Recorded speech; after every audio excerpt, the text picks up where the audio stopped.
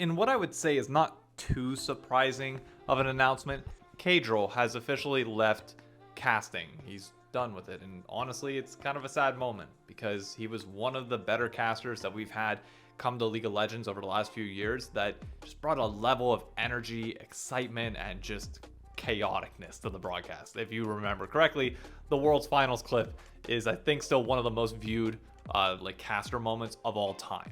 TRX circled T1 like sharks, herding them in. T1 didn't find a response. Kuma, can he steal it? Kuma went out to fire right home. What the fuck?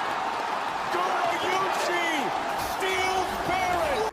It actually wasn't until Cadral mentioned it on his Twitter that apparently Kobe threw the bottle behind him and it like landed on somebody's head, and that's why Kobe was looking around.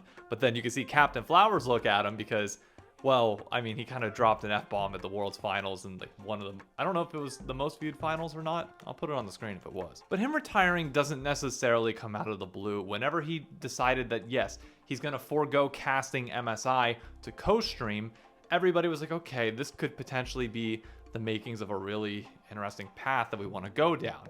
And he found an incredible success with it. He was averaging 60,000 viewers per stream every time that he was live, which is more than any other co-streamer from North America has ever had, and only Ibai from the West, I'm assuming, probably put up numbers somewhere close to that, but he basically captures an entire language audience with just him. So that's a little bit different than like him directly siphoning viewers from the world's broadcast itself, because even though we're not growing at that high of a level yet, or at least that high of a pace on an international side, let alone the drop in viewership from LCS or at least. But this does bring forth the question of, does the advancement of co-streaming, does personalities like Caedrel coming along potentially hurt League of Legends? Now, it is important to note that yes, Caedrel is an exception, because you look at the LCS, you look at all the broadcast talent that is currently at Worlds, and there's not a single person on that list that you can comfortably say, yeah,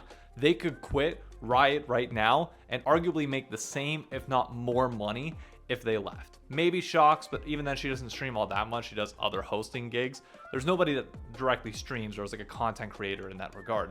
And there's nothing wrong with that, to be clear. I don't want people thinking, oh, just because Caedrel left and is doing his own thing, that means that these people have failed. No, some people do like the comfort of working as a contractor, or some used to work with Riot Games. I don't know if any do anymore, but like the benefits and security that come with that are pretty damn nice. That's coming from somebody who does work in the corporate world and literally is like a shill in that environment. Hey, look, the 401k matching is good, the insurance is great, you can't complain. When you're doing everything on your own, you then have to pay for all that stuff yourself, and that's a very daunting task to do, especially if you've been stable and committed with Riot and the ecosystem that they have now. But even that aside, people love to talk about the positives of co-streaming, that for some people it's more entertaining than the regular broadcast, and for them that's a really fun time. But the problem that you do have is that you're potentially taking away, or at least redistributing, the audience that Riot has for Worlds, for MSI, and all this to more people. And it's clear that Riot is going to stick down that path. That's fine.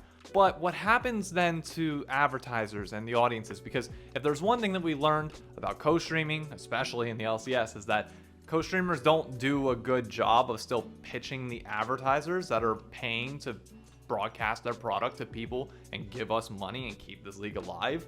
Like, that doesn't happen as effectively on co-stream. Now, certain rules and regulations have been put into place to try and prevent this and try to keep co-streamers watching these advertisements, because obviously it's a good thing. That's how we get a lot of our money, rather than them talking about their own stuff, growing their own brand for the sake of the LEC or the LCS. Like, those restrictions have been good and arguably are better for making sure that everything's more protected, but advertisers are not going to like this, plain and simple. Like, it's just going to be one of those where you're kind of sitting here like, if you're Verizon and you're looking at them like, I'm now getting less viewership on the main broadcast, and let's be honest, those co-streamers really don't do all that much for us. Why would I care about them when I could just go sponsor them myself and offer them more money, and maybe that's more engaging than paying for the main product itself? Like, that becomes a very big problem. So now, if you're Riot Games and you're looking at this and you're seeing co-streaming continue to take off now in League of Legends, but also in Valorant, where it's even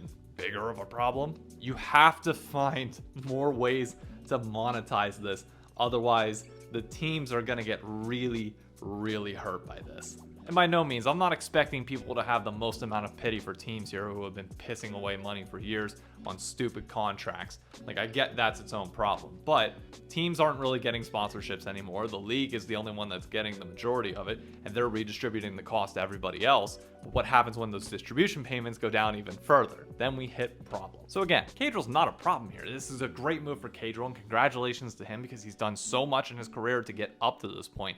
And pro players are one of the few people on broadcast who understand that level of detail, and if they can convey it effectively, then it's great. We've seen examples of that, like Bwipo and Broxa go on broadcast. Unfortunately, Bwipo talks a little too much for people that it gets annoying to them, but for whatever reason, Caedrel just had that perfect balance. But if you're going to keep losing people like that, if you're Riot, as they come in, then you have to stop and look in the mirror, because at some point, either A, you're not offering an enticing enough product on your own to be able to keep them there and incentivize being on the world's broadcast itself, or B, you're going to have to come up with new revenue streams soon, because you are going to start eating into your advertising dollars fairly quickly. Now, the international audience probably doesn't have to worry about that as much. You're siphoning from 5.4 million viewers, what is 60,000 to that. Like, it's not all that much, but at a domestic level for the LEC and the LCS, that's where you got to be worried with stuff like this. And you got to pray to God that talent actually just wants to be on